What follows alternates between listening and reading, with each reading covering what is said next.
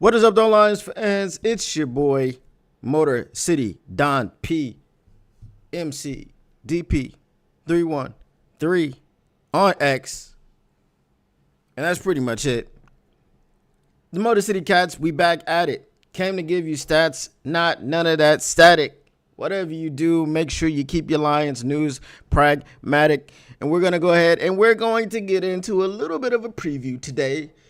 We got a player spotlight today, and we're going to talk about that player. This is a player that the name has been popping up on draft boards and all these things. And again, let me remind you, we're 10 super chats away from actually doing a full-fledged live mock draft. It will be my first mock draft ever.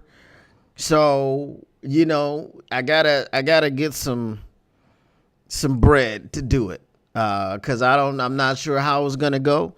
I'm just not sure. I just don't know. But it is what it is. We're gonna get down to it.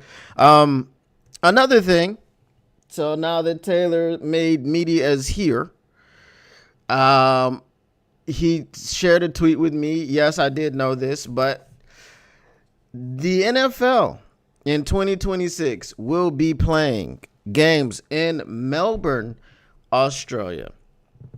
They will be about 30 minutes from where I live, right? I've been to the stadium where they will be playing. I've been inside of it before. It's a rather nice stadium, all these things. So I definitely will be looking to get tickets there. Definitely will be looking to do content there. Probably talk to some of the Australians and get some of their stories. We'll be doing live streaming and all of these things. And, it'll be some fun stuff that I have planned, but obviously that's not next season. That is the season after next. Unfortunately, the LA Rams will be the ones that will be playing. I don't know who their opponents will be. If Stafford is still on the team, I might try to meet with him and talk to him about my displeasure with him as a Detroit Lions fan. Who knows? If Stafford is there, I hope I do see Kelly and the children so that I can boo them in person. Boo! Boo! Get off the stage. And all those things. But yeah, so in 2026, that is the season after next.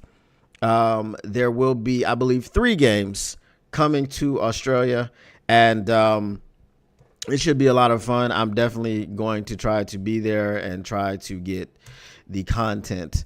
If I'm still here, of course, you already know what it is. All right. So 1 second, let me go ahead and share this stream. They're not making it easy for me with none of the stuff that's usually trending and that auto populates is auto populating today. So, all right. So now that I've mentioned that in the chat, let me go ahead and get to y'all before I get to the other things that we have here today. All right. So we got salty pork chops. We got the Lion King. We got Taylor Made Media. We got J-Rod. We got Mr. Morale 313. What up, though? Everybody in the chat, and obviously more will be on their way. Taylor Made Media says, who you got? Do you mean who do I got for the player spotlight, or who do I have in the game? What up, though? What up, though? What up, though? The NFL probably needs an AFC squad versus the Rams. I wouldn't send anybody from the AFC over there. It's over here. It's boring football. Give Matt a hug. That won't happen. If I meet Matthew Stafford, I got to keep it real. So that'll be an interesting thing. Justin May the rapper is here. What up, though? Says, obsessed Detroit Lions fan up in here from Rochester Hills, Michigan. Go Lions. Win us a Super Bowl before the day I die. I think that's what we all hope for. We just want a Super Bowl before the death comes to get us. All right. So the player that I have for you today, I don't have his film with me. I didn't know how that would go over. I don't know if y'all want to sit there and watch highlights that I had to chop up and take the sound out of and all these things so that we don't. I'm just here so I don't get fined. All right. So I don't want to get any copyright strikes or anything of that nature. So I'm not even going to try to pronounce this man's name. His first name is fine.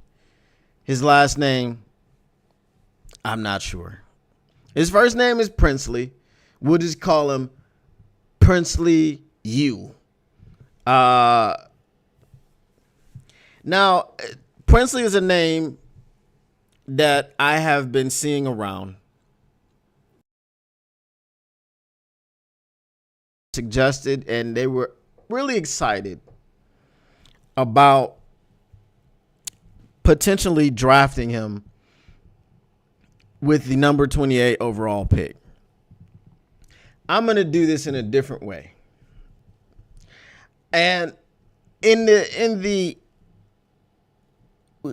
risking sounding unfair to the players, I'm just going to put a disclaimer here. I want Myles Garrett. And I don't give a damn about this number 28 pick. So before I put it out there and before people say I'm hating or anything of this nature, I'm just going to let you know that anything that I say negative about these players in college who we may draft is I'm not throwing shade at the players. I'm not trying to dissuade you from liking the player. I'm not trying to do anything. I'm not trying to tarnish the players' names, damage their reputation, nothing. Okay? I just want to ask you a question, and we're going to frame it. It's going to be inside of a different picture frame. It's not just going to be in the whole picture frame or the general picture frame. This is going to go inside of a certain picture frame, and we're going to put this in the Louvre. Okay? We're going to put this in the Louvre. Not just a regular museum, not just in a regular art gallery, the Louvre. Okay? So the picture frame that we're using is inside of the Louvre. And you want to put one of these players in the picture frame. Do y'all know who's already in the picture frame? Because we got an art gallery. It's called the Louvre. Very prominent, very famous. Whose picture is already in the frame? It's a painting of, you guessed it, Myles Garrett. Right? So we're going to ask the question today. Can you put Princely U? Okay? Let me see if I can try to get it. All right, let me see. Princely all right, hold on. I got it. I can find his name. Okay. His name is Princely Amon-Ra. I don't think I said that correctly. Amon-Ra. Okay. If I say it in French, it sounds easier. Princely Amon-Ra. Okay. So we're gonna put him into the box. All right. Let me see what we got.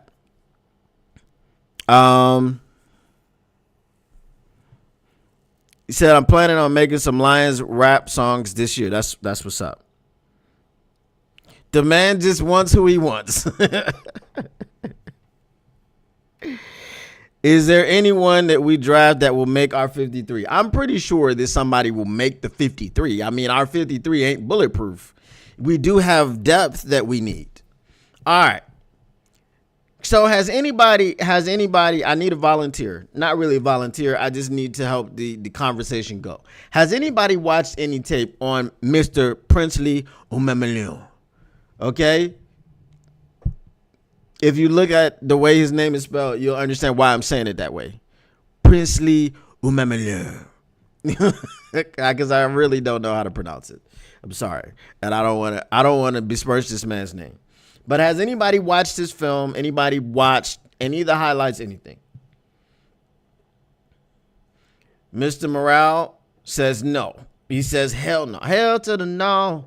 To the no, no, no. Hell no. What up, though, Tactical Sport? I have not, but he was born in Lagos. Shout out to my Nigerian brother, cousin. Yes, Tactical Sport. I did share the stream. I appreciate you. I appreciate you, dog. You know, you already know. All right. So, because y'all didn't watch the highlights, I'm going to give you my tape. Okay? And while I was watching the tape, there were some things that stood out. And then I watched someone who does this, who has a Patreon, and their channel is about breaking things down. And from what they said, it was pretty much the same type of things that I was seeing. And I'm not a big lineman guy. I told you I'm a skill position guy. You talk to me about wide receivers. You talk to me about running backs. You talk to me about quarterbacks. You talk to me about cornerbacks and safeties. Like I can talk to you all day about what I see, about how a person covers, how a person throws a football, how a person sees the field, how a person runs, how a cat. Like I can do all that for you. The lineman, that's more of like easy spin mo racks. People like this that have played on the line. Okay, so I'm not gonna pretend that I know a whole bunch. So when I'm looking at these players, I'm making sure my eyes are not lying to me. So I'm seeking validation. I'm seeking support from what I'm seeing. The first thing that I noticed about Princely is he doesn't use his hands. Princely, for whatever reason, started off his career, because everyone is saying Ole Miss. Princely played 4 years at Florida. 4 years at Florida. They said that he would be a day 2 pick last year in last year's draft. So he decided to go back to college, and he transferred to Ole Miss. And he finished out his season, his college career at Ole Miss. That's how we got to Ole Miss. He didn't commit there. He didn't play 4 years there. He barely played any time at all at Ole Miss when you look at the fact that he played 4 years at Florida. The lack of hand usage was the first thing that stuck out to me. He does have good bend, but his bend, and we're going to draw parallels here because University of Florida Gator, his bend is not on the level of a James Houston. Okay? Whether you were a James Houston fan or you weren't a James Houston fan, you had to understand that he had some very unnatural, superhuman bend. He could get around the corner. He could get around the edge, and he was fast. Well, Princely isn't fast. And his go-to move is bend the corner. He has a 19.8 pass rush win rate in college. Per the video, I don't know his final stats as far as Ole Miss, but per the video that I had watched, he had played 4 games for Ole Miss already, had 2 sacks. The problem here is this. If your go-to is, let's be honest, a slow first step, because he's not fast. He doesn't streak off the corner. He does have good athleticism for his size. I think he's 6'5" to 60, something of that nature.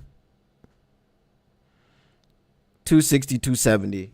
Okay, he's not beating a Penei Sewell. Okay, let me make a further comparison to you. Dallas Turner. Everybody liked Dallas Turner, right? Say yes. Sing along if you know the words. Everybody liked Dallas Turner. And everybody was, ooh, Dallas Turner, he got that speed off the edge. Ooh, Dallas Turner, this, that, and the third thing. Right? I'm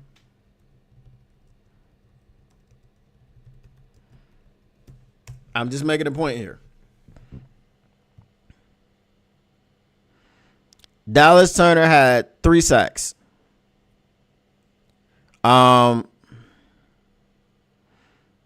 I think it says 12 solo tackles. Yes. So 12 solo tackles, 3 sacks, and an interception. Now, I know Dallas Turner wasn't a full-time starter and all these things, and he had to kind of learn Brian Flores' system. And we all fully expect Dallas Turner to come into his own and be a problem, right? A lot of the things that people were saying about Dallas Turner as far as being an edge rusher was that, you know, he had to get stronger and he had to have more of a power moves because he didn't have a whole lot of them. Well, guess what? Princely reminds me of a slow Dallas Turner. And I'm just using Dallas Turner as far as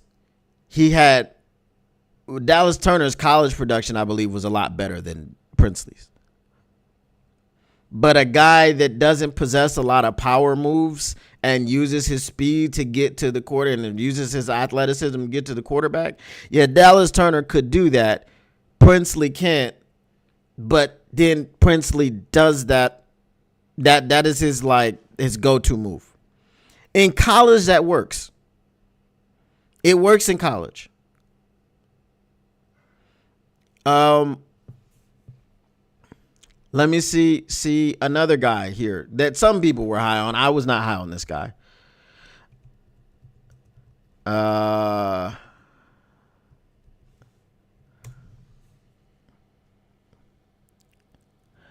right, let's see.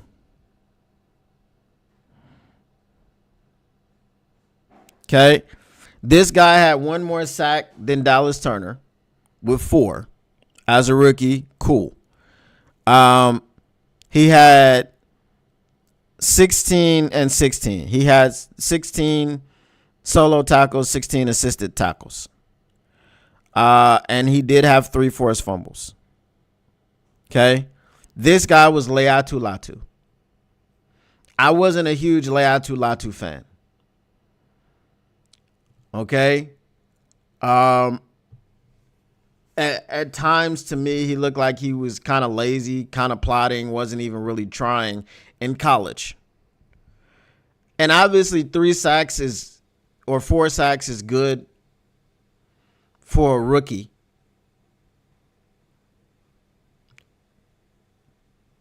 But I don't even see that out of Princely. Okay? I don't see, like, when I say he doesn't use his hands, go look at his highlight tapes. Just go look at the film. His hands are secondary. He literally, and I'm not, and I'm only doing this, okay? I'm only doing this because I'm pointing out the negative. Because I'm just making a point here. He literally just tries to beat the tackle off of the line with his first step. And then he tries to bend him around the edge. Even sometimes when the tackle will engage him in the block, sometimes, not all the time, sometimes he doesn't even put his hands up He just tries to drop his shoulder and kind of roll past the guy. It is not always a disengaging of blocker with hands. It is not always a hand fight. It is not always a swipe or a chop or anything of that nature. He really, really needs a bunch more pass rushing moves. The speed to power is almost non-existent. He does have a few good, engage and spin. He does have a decent spin move. Okay. But he doesn't do other things well. Like, people killed me about James Houston and he was a one-trick pony and this, that, and the third thing. Now, Princely does defend the run quite well. Okay? He does defend the run quite well. I'm not going to lie to that. But then another problem with Princely, while I say he does defend the run quite well, he had a 20% missed tackle rate. So you defend the run well, but when defending it, there's a lot of times where you're just slowing people down instead of making the play yourself because you miss a lot of tackles. And from what I'm seeing, like, his numbers in college are cool, but rushing the passer that way in the NFL is just not gonna work. It's not. Unless you're going against a team that has a bad offensive line. If you're going against that and you're going against that every single week, that's going to get you to the quarterback. But y'all have seen our schedule, and that's not what we're going against every single week. It's not. So now the question becomes, are we taking Princely at 28 instead of giving up that pick to draft Myles Garrett? Because we know that Princely is not as good as Myles Garrett. He's not in the same stratosphere because he's in college and Myles Garrett is an 8-year veteran. I don't think Princely was in the stratosphere of what Myles Garrett was when he was coming out of college. Myles Garrett is the only player to have 14 or more sacks in 4 straight seasons. Myles Garrett is the fastest to 100 sacks. Myles Garrett is. Do we keep the pick and draft Princely? Sorry. It's hard. It's easy because Kingsley is one of those names that most people have. Princely is. It's not one that I've heard too much. Do we keep our picks so we can draft Princely instead of Myles Garrett? Does someone who will never be Myles Garrett excite you? I'll leave that up to you while I look at your comments in the chat. All right. So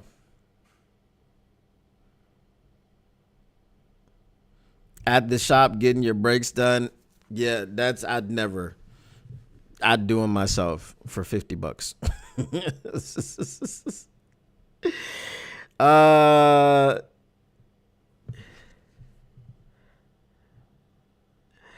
Maybe you can coach. I cannot. I cannot develop an offensive or a defensive lineman. I am not a lineman person. Okay.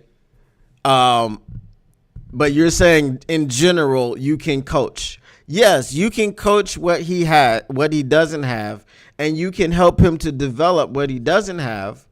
But we thought that you probably could add on to James Houston as well. And that, for whatever reason, maybe it was just attitude. Maybe he was smelling himself. Maybe he was believing in his hope believe in his own hype and it was too untrue. I butchered the line. Hashtag if you know, you know. Use the hashtag. But again, maybe you can coach him up. Maybe you can develop him. And maybe he will become Myles Garrett. But I doubt very seriously that he will become a Myles Garrett.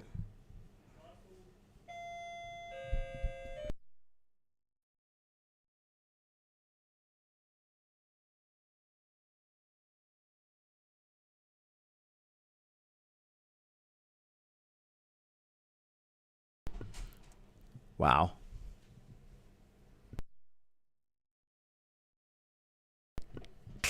Yeah, it's got a delivery.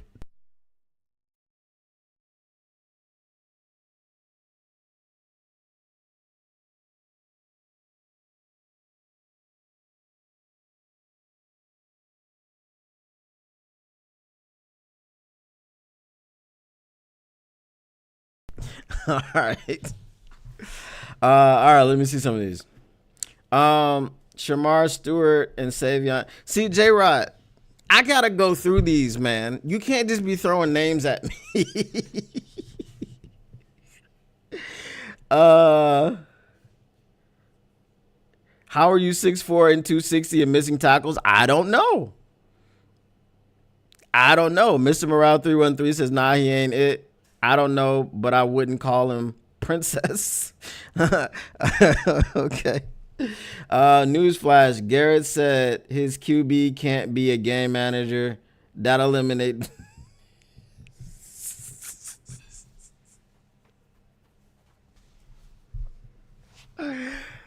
I have to watch the show, bro. I have to watch the show. I would submit, man, that Jared Goff is more than a game manager. I'm just saying. All right. So J Rod says Shamar Stewart, Savion Williams. I'm gonna be slowly getting through all of these things because I don't have the capacity. I'm just one man. All right. So I'm gonna be getting through the prospects. All right. But like I said, let me read a little bit of the draft profile of Mr. Princely. Let's see. Says Princely was also a very versatile player. Florida had him play everywhere on the defensive line. He could play as a 4-3 edge. He could play as an outside linebacker or a 3-4 defensive end.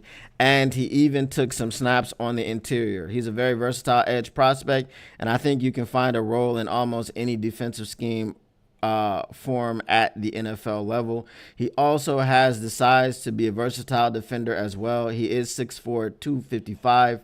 And he has absolutely incredible length to go along with it as well. And he can slide in and play just about any position on the defensive line. So it says another thing he does well is defend against the run. He does an awesome job of crashing, rushing lanes, and making some plays in that department behind the line of scrimmage. He has 74 run stops off the edge in his college career, which is something I love to see as a pass rusher. There are tools to really like from Princely, but he is still a bit inconsistent. I think he shows some really good hands as a pass rusher, which he didn't show hands at all. And he does a nice job of batting away offensive linemen and cutting inside or outside. Basically, this is all from spinning. This isn't from chopping. Okay, this isn't from swatting or swiping. It is all okay. Get in, push a little bit, then spin left or spin right. I didn't see him win a hand fight at all, and he rarely initiates the contact with his hands. Okay, so I don't agree with that one. Now, it says The funny thing, it says, I think that he shows some really good hands. Bats away the offensive lineman and cutting inside or outside and changing course as a rusher. I really like that from him. He also showcases a really nice spin move as well, and he has a really nice quick first step off the line. Here we go. But I really would like to see him convert that quickness into more power. He doesn't do an amazing job of converting speed to power. And in all honesty, I think his change of direction is lacking as well. He looks slow sometimes when he turns the corner against the offensive tackle. And I feel like he doesn't keep his foot on the gas. But the tools are certainly there. He has the athleticism and size to be an elite player, but there are a couple of things he needs to clean up as a pass rusher. It oftentimes feels like he is overly reliant on his athleticism. I just want to see him build a better power profile and add some more pass rush moves to his repertoire. And then he goes on to talk about the missing of the tackles. I don't know how you say that he does a good job changing direction, and then you say his change of direction isn't great.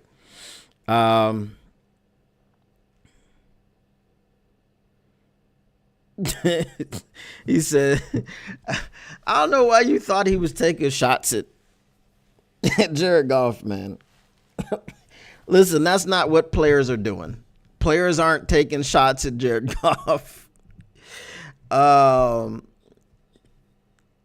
Anyway, so I don't want to pile on Princely. He doesn't deserve that. But it's right. He's not. So let me put this into perspective, just so people don't think I'm hating. Right. Last year, if Myles Garrett popped on to the radar screen and said, yo, I want to trade, I want to get out of Cleveland, and Detroit had all this ammunition and all these picks, and they didn't get him, but they got Jared Verse, I'd be like, now here's a guy. You know what I mean? Jared Verse, okay. Is he Myles Garrett? No. Will he ever be Myles Garrett? I don't know that he'll be Myles Garrett, but he's definitely gonna be great. Right? So if you said something like, okay, we missed out on a Myles Garrett, but we got a player who's great, who's gonna be great, and could be a Hall of Famer. Like, I saw that with Jared Verse, which is why I was so distraught when we didn't draft Jared Verse and the damn Rams got him. Very distraught. Very, very distraught. There was one person watching the draft with me at that time, and he could tell you I was very distraught. I was out on the draft. I was like, F this draft. I don't care nothing about it. I'm not watching no more of it. I don't care what happens. I don't care if it's in Detroit. I don't give a damn. Okay, and that was before we got Terrion Arnold. It was the fact that we didn't get Jared Verse. I was sick. I didn't want to watch any more of it. Didn't want to entertain any more of that draft.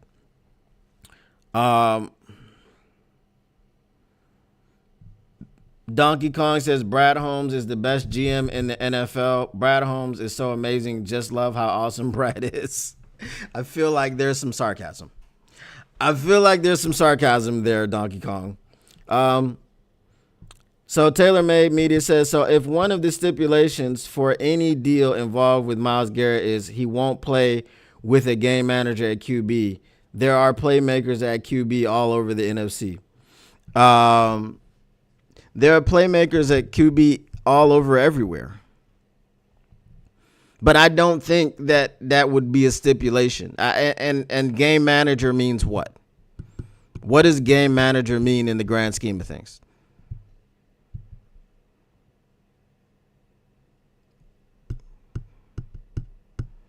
Because we've had this conversation where if you look at the Atlanta Falcons, last year Kirk Cousins was a game manager. You couldn't ask him to do anything. He lined up because he was hampered by that Achilles injury. Jared Goff, in my opinion, is not a game manager. Okay, in the negative sense, right? Because what the GOAT, the greatest of all time, Tom Brady, has said, every quarterback's job is to manage the game. Right? If you manage it at an elite level, you can be Tom Brady. If you mismanagement at an elite level, you can be Jamarcus Russell. So every quarterback's job is to manage the game. Why is Matthew Stafford not a game manager, but Jared Goff is considered a game manager? Is it because Matthew Stafford can throw a football 70 yards down the field flat-footed? Is that why he's not a game manager? Because in Detroit, Matthew Stafford grossly mismanaged the games, which is why we didn't win them. I'm just saying, this is just a question that I'm asking.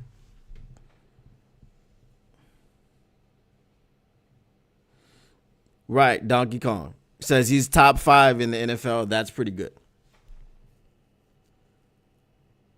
Okay, they may not have a playmaker at QB as a person that runs and scrambles, which Goff did a few times this year, but that doesn't mean that he's a game manager in the negative sense. Like I said, I give Jared Goff his props when he deserves them, and I criticize him when he deserves it. That's what I'm saying. Jared Goff was the man behind 2,000-yard receivers, which was something we hadn't done since, who was it? Johnny Morton and Herman Moore in the 90s. I think it was Johnny Morton and Herman Moore, right? Or Herman Moore and somebody. Okay. But we had Scott Mitchell. Scott Mitchell was a bad quarterback. You know? Or he was a quarterback that when the lights were the brightest, he couldn't perform and didn't really take us anywhere or do anything.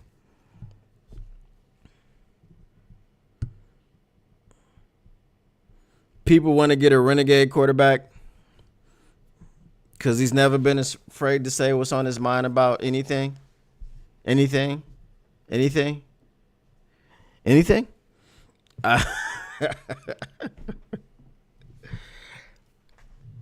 Jalen Hurts and Patrick Mahomes are playmakers. This is true, but there were also questions about Jalen Hurts. Before he got Saquon, there were questions about Jalen Hurts. Maybe the Browns don't take the Lions pick for Myles Garrett because there's no playmaker at QB. Hey, man. He said if what he said was that his quarterback can't be a game manager, okay, that's fine. If you look at Jared Goff's stats and you look at the games that we won and you look at the fact that we're the back-to-back NFC North champs, all this stuff, I believe the game manager comments are not directed at Jared Goff. That's all I'm saying.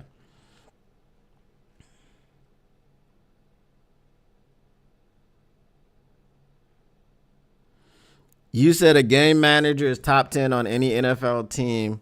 You put Goff on the Panthers, he ain't top 10. If you put Lamar Jackson on the Panthers, is he top 10 in passing, or is he just top 10 in rushing from the quarterback position? Because you don't have anybody to throw to. And we'll say the Panthers of, let's say, last year, they did get decent help at receiver this year.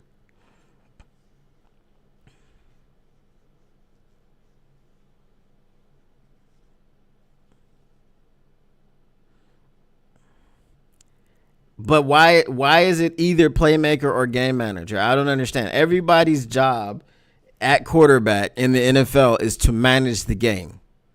When you mismanage the game, you get interceptions, you get fumbles, and they're very untimely. This happened recently. But when you manage the game, okay, here's the thing. Here's what a game manager is. The negative connotation is that this guy can only do what you tell him, and he can't do anything on, like, you can't put any responsibility on his shoulders. Jared Goff, with Sean McVay, was a game manager. Jared Goff was not trusted. Sean McVay did not develop him. Sean McVay did not give him any responsibility. He came to Detroit. He's evolved. He's been given responsibility. He calls his own protections. He manages the game. He managed us to 15 wins. Does he have 800 yards rushing? No, that's a Lamar Jackson thing.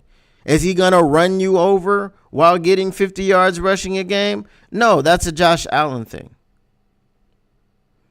Can he make you all the throws? Does he know how to read the defenses? Can he call his own plays, audibles, and protections? Yes. A game manager can't do those things. A game manager is not given the reins. He's not given the responsibility to do anything. They're just like, here's the game plan, and here's what you need to do. Don't deviate. Don't call audibles. If you want audibles, I'll be in your head in the headphones, in the communication device, telling you what you need to do until they cut me off with 20 seconds left. And then you have to go back to the huddle and regurgitate everything that I said. That's what Sean McVay wanted from Jared Goff in the beginning. Jared Goff's not the same quarterback. Yes, he's made some errors. But I would submit that Matthew Stafford in Detroit made so many more errors than Jared Goff. And not just because he was here for 12 years and Jared's only been here for 4. It's because that time when we had, oh man, Matthew Stafford set the record for, he had 8 back-to-back or 8 fourth quarter game-winning comeback drives in a season. Set the record. We were 8-8. So guess what happens? Guess what happens? If he doesn't come back in all 8 of those games, we go 0-16 again.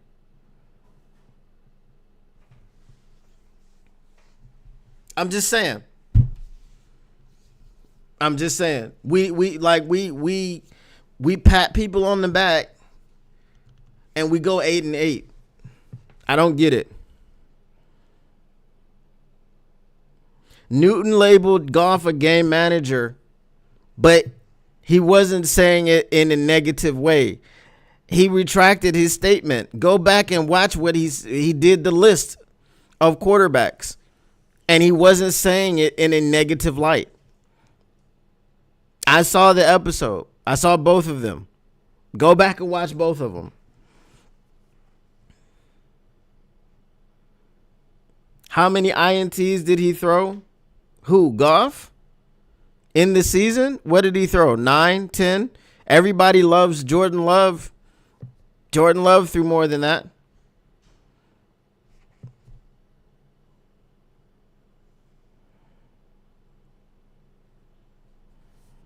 Because that's life in the NFL. The QB position ain't the same as it was in 1970. No one is saying it's the same. And I get what you're saying. Okay? But who's winning the Super Bowl? Who won the most Super Bowls in NFL history? Tom Brady. I love Lamar Jackson. Lamar Jackson hasn't been to the Super Bowl. I love his athleticism. I love his skill set. I love everything about Lamar Jackson. Pause. But he has not been to the Super Bowl. He just hasn't. And I sat here. We had a debate, 3 hours.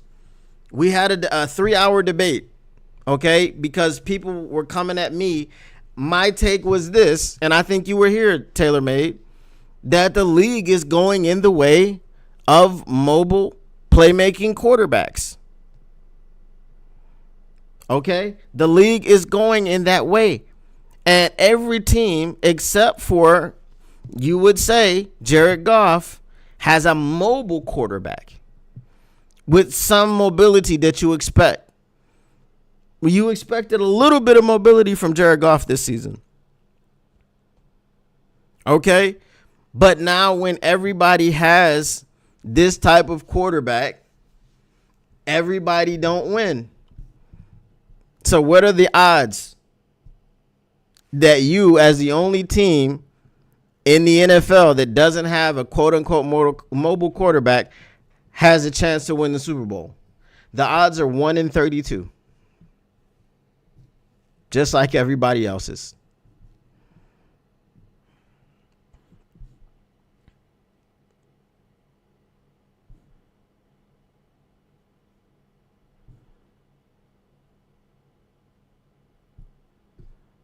Okay, Taylor made, he threw 12 interceptions. How many of those 12, and we're not talking about the playoffs, how many of those 12, did he throw 12 in the regular season? How many of those cost us games?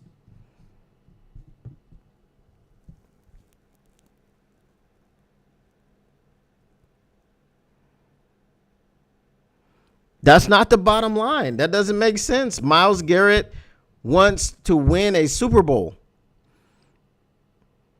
You're talking about a team that was in the NFC Championship one year and just a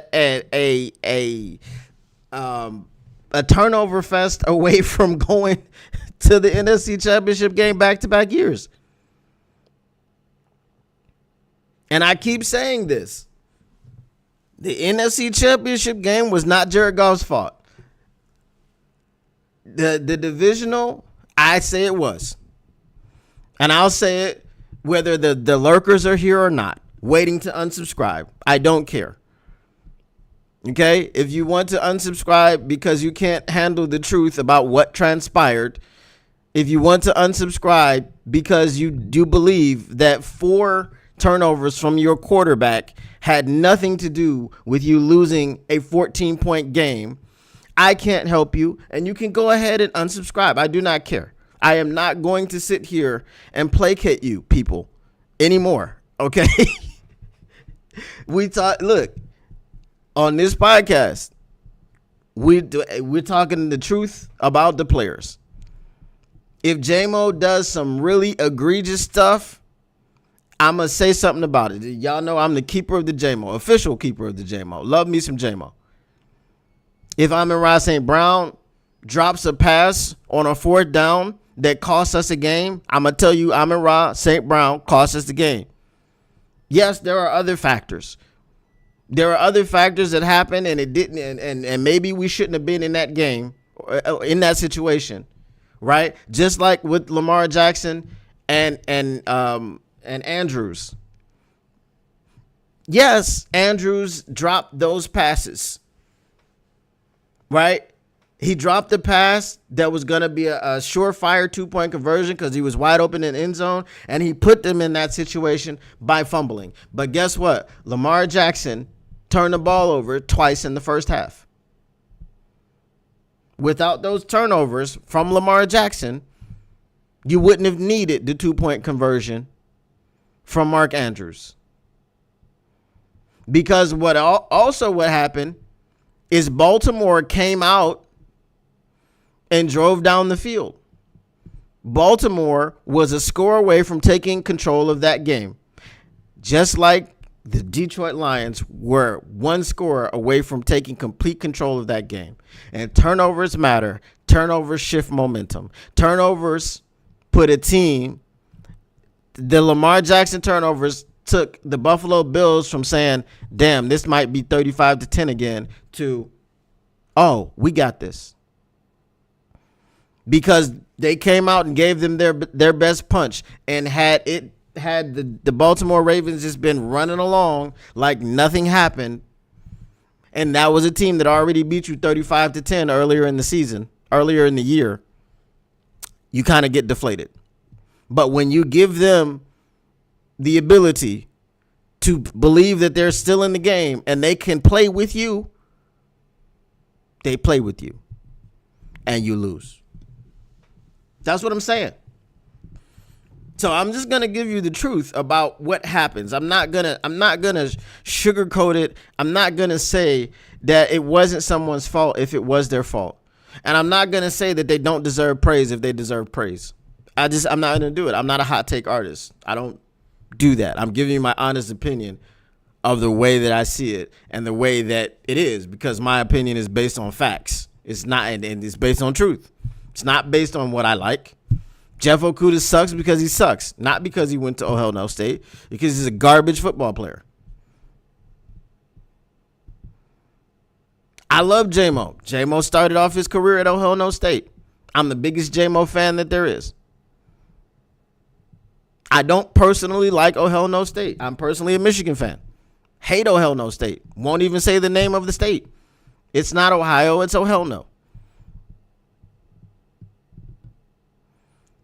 Don't want Jack Sawyer because he went to Oh Hell No State, but I heard he's soft. But if he came on to the Detroit Lions and was fantastic, guess what? He's fantastic. So is Chris Spielman. So that's all I'm saying. All right. Here's all right. So Mr. Morale said there's a story out there that Jared Goff is going to work on his mobility. There's a story out there that Jared Goff is going to work on his mobility. All right. Two times. A playmaker QB elevates poor play from his teammates. Goff had his head down, walking back to sidelines. Body language tells all. Yeah, he needs to work on his body language. But you haven't seen Lamar get pissed at his players? You've seen it, like visibly. You haven't seen Lamar get pissed at himself? After the game, he was pissed at himself. He said, I'm tired of this ish. Can't keep turning the ball over. He was yelling at himself. He was talking to himself. It happens. You know, it's not a chronic situation like Aaron Rodgers, where all he does is blame others. Aaron Rodgers is never wrong. It's always someone else's fault.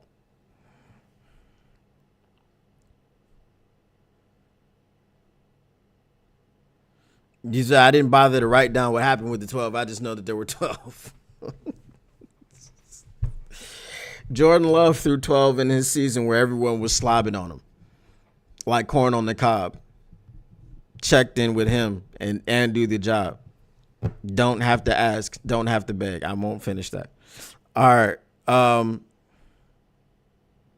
As a fan base, we have to be honest. The QB is our position, our weakness. No, our weakness was defensive depth. Because all I want to see is the 15-2 Detroit Lions be 16-1 and leave no doubt. And we're 16-1 if Buffalo comes to Detroit and we have everybody. And we're not missing a single person on defense. Maybe Goff was pressing for some unknown reason. Maybe he felt that, you know, in the divisional game, he had to put the thing on his shoulders and, you know, wide open Sam LaPorta underneath would have been good enough for a first down, tries to go over the top. Maybe he was trying to do too much. Maybe. But in a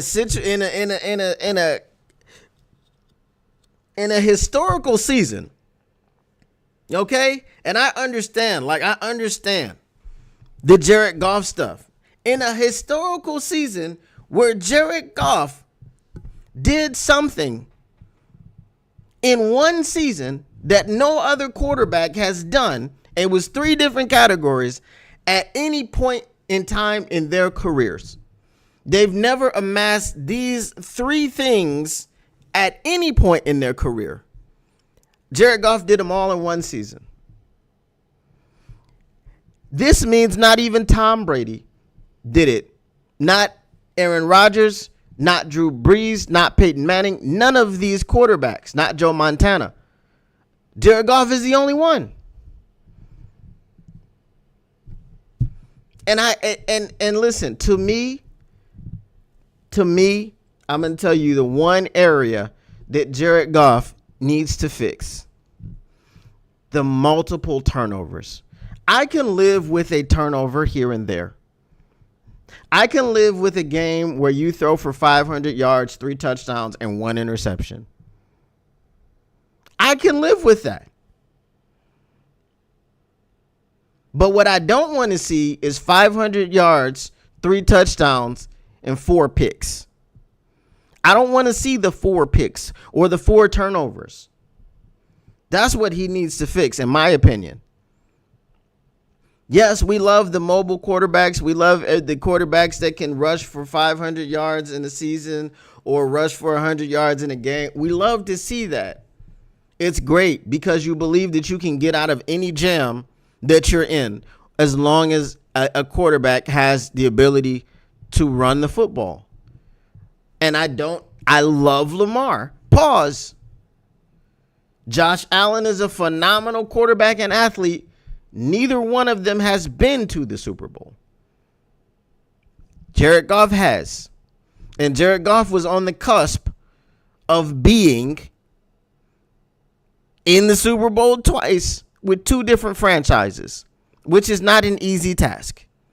And not many quarterbacks do that. Peyton Manning did it. Joe Montana didn't even do it. Tom Brady did it. Is that the list? Are there more? I'm just saying. Because Jared Goff did not lose us the NFC Championship game. Jared Goff put 2 perfect passes right between the 1 and the 2. Was Josh Reynolds 12 when he was here? I don't remember what his number. 8. Right on the 8. And Josh Reynolds dropped both of those. The pass that was behind somebody was the St. Brown pass on the last 4th down when you were desperate trying to make something happen. That's all I'm saying.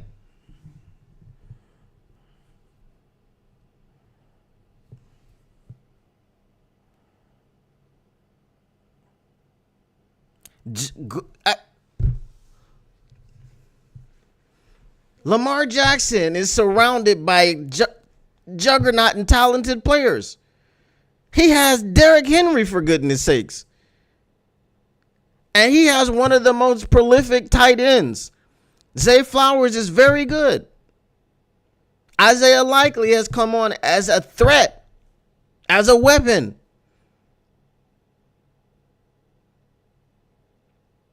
The Baltimore Ravens defense is better than ours. It's always been better than ours. So even while Lamar didn't have all the weapons all the time, he had a defense that was always better than ours. I'm being honest with you.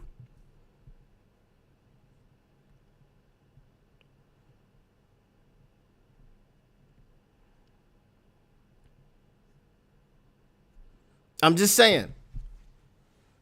I am being honest.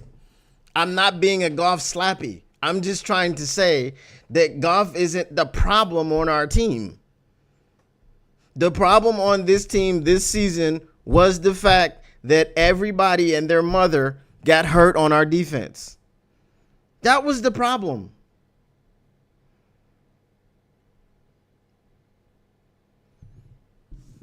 Am I wrong? Does anyone disagree? That am I wrong in saying that what derailed our season? Because again, we lost the Commanders game. But then when you saw what the Eagles did to the Commanders, when you saw how they shredded their defensive line, do you think that the defensive line that we were going to walk into the NFC Championship game with was going to stop Saquon? When everybody was scared of the Eagles in the beginning of the season, you know what I said? I said, I'm not scared of the Eagles. You know why I'm not afraid of the Eagles? Because we can stop the run. It's one of the things that we do best. Guess what? Everybody got hurt, and it was just DJ Reader left.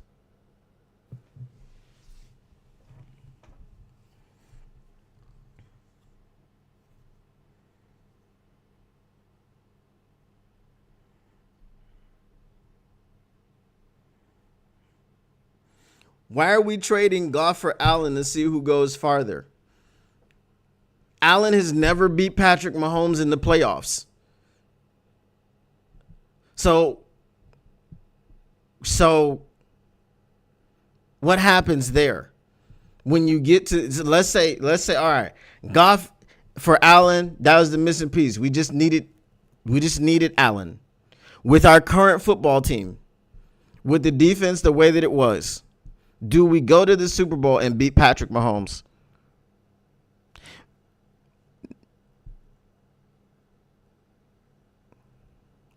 Because Josh Allen can't do it. He can't beat Patrick Mahomes in the playoffs. And the Super Bowl is the playoffs. No. J-Rod, no. No. Josh Allen doesn't beat Patrick Mahomes in the playoffs. Until you show me, because we're dealing in hypotheticals, right? We're dealing in hypotheticals. Until you show me that Josh Allen can beat Patrick Mahomes in the playoffs when it counts. It doesn't matter if it's in Patrick Mahomes' house. It doesn't matter if it's in Josh Allen's house. Patrick Mahomes has shown you multiple times that Josh Allen cannot beat him in the playoffs because he never has done it. The only players to beat Patrick Mahomes in the playoffs have been Tom Brady and Joe Burrow. That's the list. Tom Brady and Joe Burrow. That it's a two-person list. It says because we're talking about quarterbacks.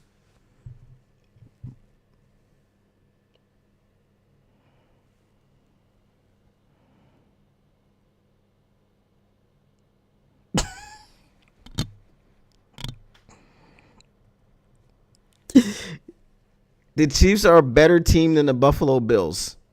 That is why Josh Allen cannot beat Patrick Mahomes. That is it.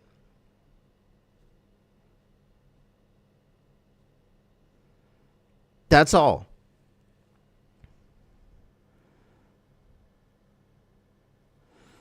I was told that the Chiefs have never beaten Jared Goff. They haven't, but I'm not gonna say that because I was talking about playoffs. My point was the playoffs. Right? Patrick Mahomes has never beaten Jared Goff, whether it was in LA or Detroit, because he's only played him twice and he lost both times, but it wasn't the playoffs ever. But I know I have a significant amount of data that says that Josh Allen can't beat Patrick Mahomes in the playoffs. A significant amount of data. Josh Allen can beat Patrick Mahomes in the regular season all he wants. Yay, that's cute. Yay is fun. But when it comes to the playoffs, Josh Allen is 0 for. Is it 0 for 4 against Patrick Mahomes? Guess who else is 0 for against Patrick Mahomes in the playoffs? Lamar Jackson. I think Lamar Jackson's only beat him once in the regular season. Not in the postseason.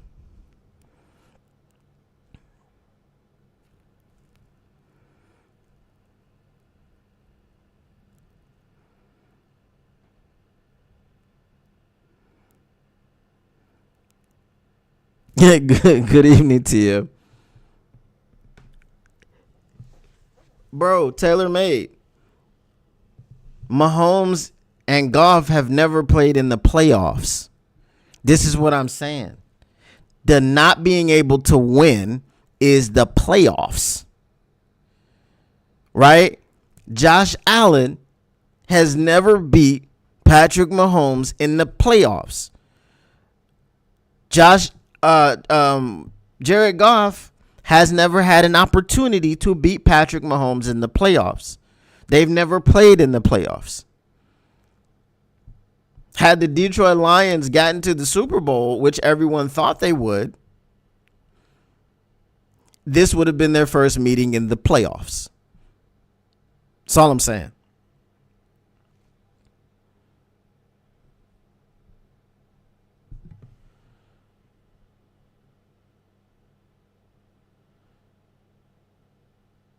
Yeah, Lion King says the playoffs are a different animal. Exactly. 100%. And that's what I'm saying. right? If we have Josh Allen, maybe we go 17-0. It's possible. I'm not telling you that Jared Goff is a quarterback that's better than every other quarterback. I'm not telling you that Jared Goff has every tool that every other quarterback has. I'm not telling you that Jared Goff has the mobility, he has the arm, he has everything that everybody has, and he's the perfect quarterback. What I'm telling you is I'm taking it game by game. I'm telling you I'm taking it season by season. I changed my opinion on Jared Goff because when he first got here, he was trash. I wanted him out of here.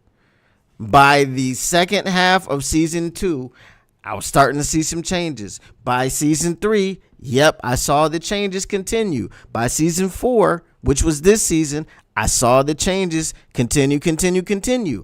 Playoff game, divisional round, reversion. It was a goof game. And I'm sitting up here telling you. See, I'm getting it from both sides. I'm getting it from the sides that you can never say anything about Goff. And then I'm getting it from the side that's saying that I'm basically a Goff slappy because I'm defending his overall performance while also saying that the performance in the playoffs was what lost us the game. Because again, we can't say it's playoff Goff. We can't say that.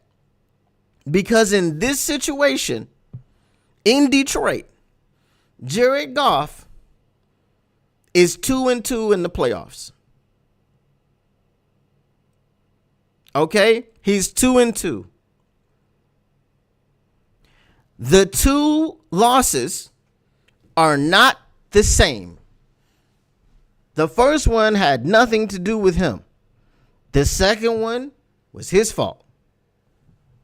That's all I'm saying. That's it. That's it.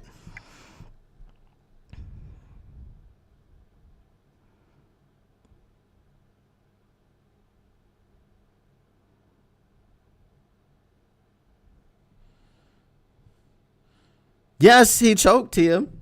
I don't have a problem with saying it. He choked. You don't turn the ball over 4 times by yourself and escape criticism. You just don't. You do from others, but I'm not going to do that here. I just will not.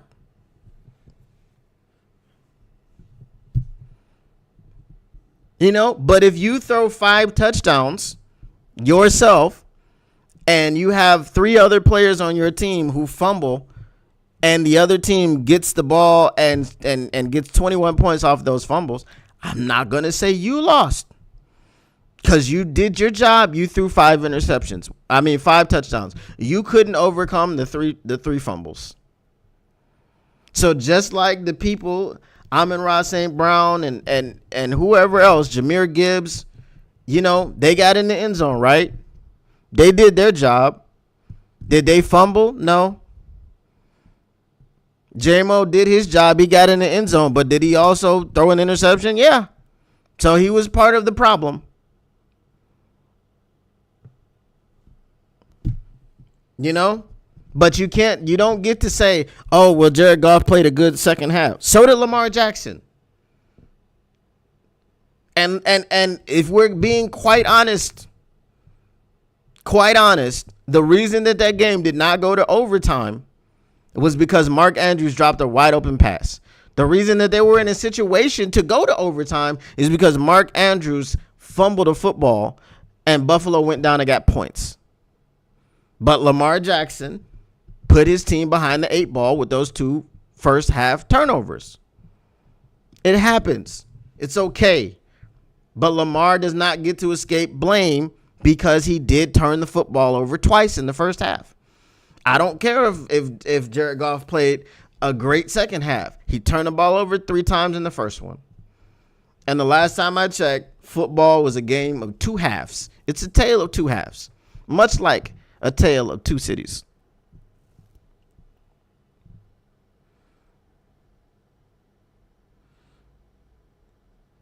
Why do you feel bad for Lions fans, Tia Martin? Aren't you a Lions fan? Have you gone full Eagles?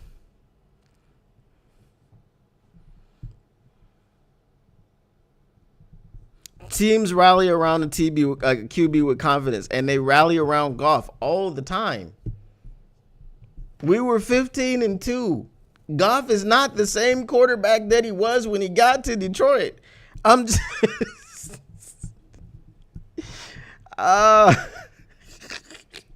I'm between a rock and a hard place. I can't like if you have your mind made up on Goff and you want him out of here, cool. Right? That's fine.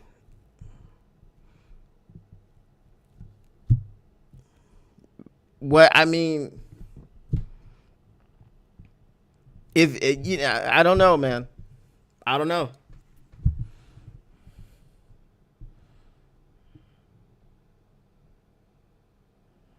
Analogizing Charles Dickens, are we? Indeed.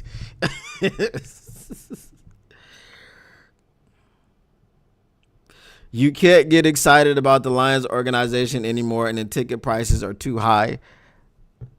Well, I got it. You're not a born Lions fan like most of us.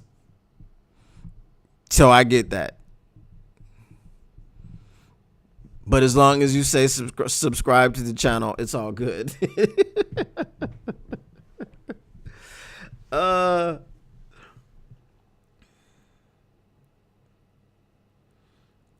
The Super Bowl ticket sales are sliding. Price drop. Why? Theories. I don't know. Maybe the whole ref thing.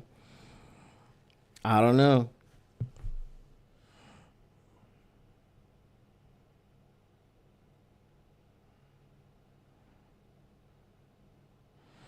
I get excited about my team because every single year I'm excited about my team because it's my city and they're the team that I got.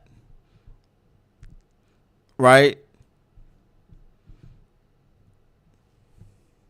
And even I've tried on two different occasions. I even got inducted into the Chiefs kingdom as an honorary member. But I don't, I lived in Atlanta for a number of years. I don't fan the Falcons. I don't really fan the Chiefs. I bleed Honolulu blue. That's it. That's the only team for me because I only have eyes for you, Detroit Lions.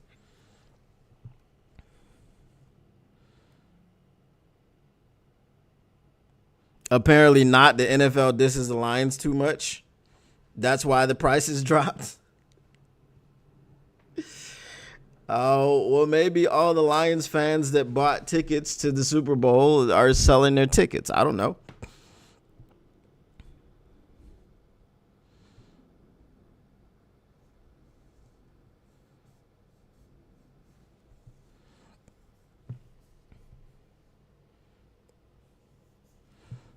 That's all I'm saying, bro. I try to be fair. But you can't be fair to everyone. People want what they want. Right? Now, if you gave me a quarterback in Madden, I'm going to put it to you this way. Whenever I played Madden, when I used to play, if I made a quarterback and put him on a team, he had 99 speed, 99 agility, 99 scrambling, and 99 break tackle. He also had 99 throwing power, 99 accuracy, 99 everything. But what I did not skimp on, which was nothing, but I just want to point out to you that it's 99s, speed, mobility, all that stuff for sure was 99s. And if in the case I felt like, I'll make it a little bit fair, I didn't bring down the 99 speed, agility, mobility, and scrambling. I didn't bring down none of that. Maybe I brought down a little bit of the arm strength, made it an 80. Maybe I made the accuracy a 75. Try to give myself a challenge. So I get what you're saying. I get what you're saying about the playmakers. Okay? Mike Vick was one of my favorite players. Wanted the Lions to draft the hell out of Mike Vick. But we didn't have the pick. Right? Was mad when the Falcons got him because I was in Atlanta. I was like, this is some bull crap. But that's all I'm saying. You know, so if you're asking me my preference, I was excited to see Andre Ware get in the game because he couldn't get in the game. And I was like, where's Andre Ware? We drafted this kid out of Houston. Oh, who sure can run the ball. He just couldn't play quarterback in the NFL. And I also love Lamar Jackson. I hope you're picking up what I'm putting down. I'm just saying the only thing that Goff needs to correct to me is the turnovers. The avalanche of turnovers that just keeps coming and coming and coming. That's all. If you throw one pick, don't throw another one. Definitely don't throw 2 or 3 more. Just throw one. It's fine. Because we can, especially when this defense gets back healthy and everyone's here, and hopefully we don't get hit by, bitten, ravaged, feasted upon by the injury bug. He was having whole meals. The injury bug was going to the restaurant ordering Detroit Lions. And what would you have today, sir? Let me see your specials. Our specials today, sir, are the Detroit Lions. Oh, I'm going to have all of that. I'm going to have all of that. Give me about 5 orders in them specials every time he went. So if we don't have that situation and we don't turn the ball over punches and bunches, I think it's very, very easy to understand why we can win a very high number of games again next year. Right? Because if you're not turning the ball over and you're turning the other team over like what we were doing before we started all these injuries, we were winning games. And that's what happens. It's how you win them in the NFL.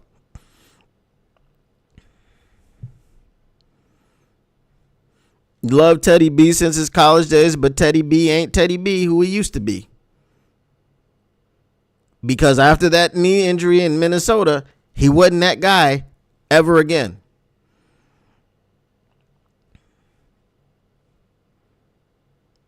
Yeah, Andre Ware and Charlie Ward were almost like the same QB, but Charlie Ward went to the NBA. So, oh my God. Would you J-Rod? J-Rod is willingly putting Levis. Why are you doing this to yourself, J-Rod?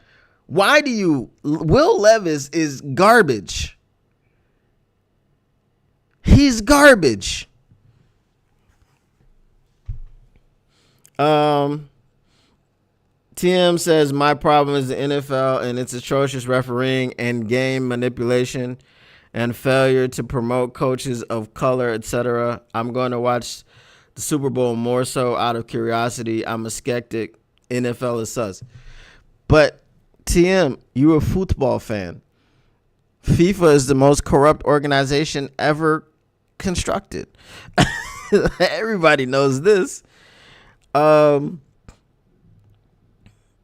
Tactical Sports was the project. Andre Ware was the Project Martin of his time. Yes, sure. Right. J-Rod,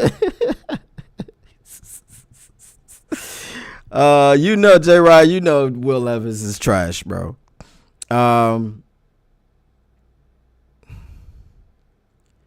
Sports entertainment. NFL is supposed to be elite. It's all sports entertainment. It's all sports entertainment. But here's the thing.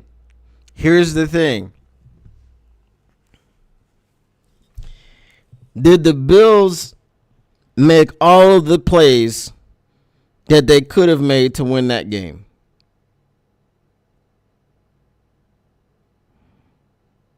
Like, did the Bills drop passes on fourth down?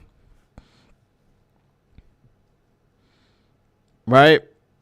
If we look at the Lions NFC Championship game last season, did the refs have anything to do with that?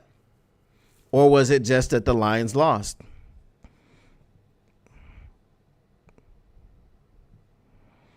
You like football, not FIFA. Okay.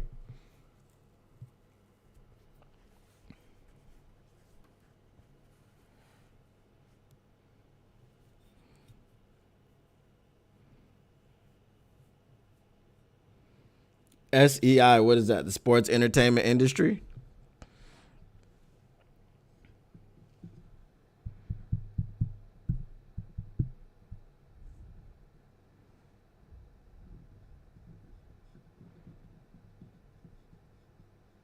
Okay. Well, yes, the sports entertainment industry it's an industry.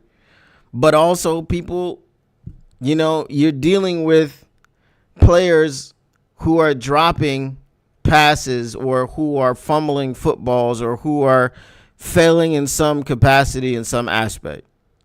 So the argument always is that if you are worried about the refs, then just do your job and take them out of the conversation.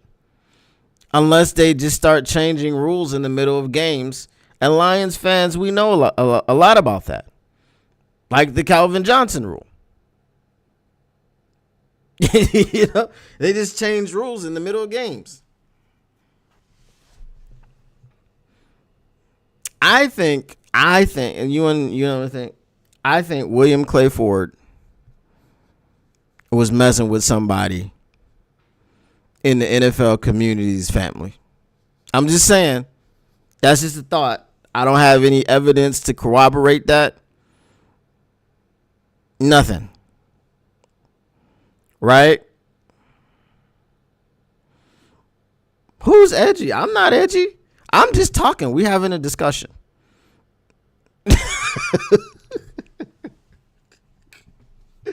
We're just having a discussion. I'm talking. That's all.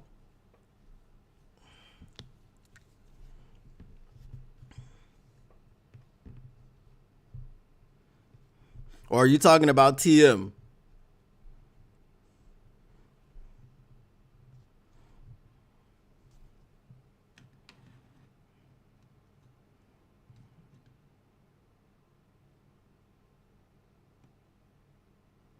The NFL has problems, but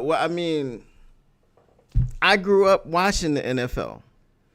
So we've all been watching this for, decades. I'm not finna watch nothing else. I'm not about to watch the UFL. I'm not about to watch the MLS. I'm not doing it, So we take the good with the bad, I guess. That's all I'm saying. I can't do nothing about it. I don't go to the games, so it's not like I pay. Well, I do pay for like Game Pass and stuff like that. But speaking of going to the games, we need to put something in the pot to raise money for these tickets to the game in 2026, or the 3 games, because I'm trying to go to all 3 of them in 2026. That will be at the Melbourne Cricket Grounds. The Los Angeles Rams will be playing somebody, and I don't know what the other 3 games or other 2 games will be.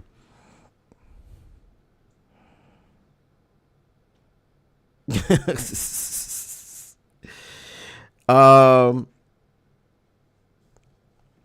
will say that if Patrick Mahomes would have got hit like Goff did during our game, that guy would have been taken out back and shot. You're probably not wrong. But I'm telling you, I think I think William Clay Ford was because it goes back really, really far with the Detroit Lions, right? It goes back really, really far. So I think he was doing something. There might have been some Diddy parties back in the day that didn't have anything to do with Diddy. I'm speculating. Allegedly. I don't know what any of this has to do with anything. I'm just saying. It can't just be because the Lions reside in Detroit.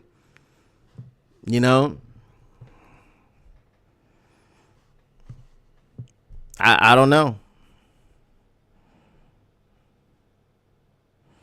I feel you, J-Rod. Same. I mean, that's my theory. I feel like, something had to go down with the former owner of the team, and didn't Ford buy the team on the day that Kennedy was assassinated or something like that? Didn't that happen? Maybe that was it. Maybe they were like, you didn't respect the fact that the president got assassinated and you went ahead and you bought a football team. Maybe. I don't know. Maybe there are political reasons. Maybe it's some Jimmy Hoffa type stuff. I don't know. Don't know.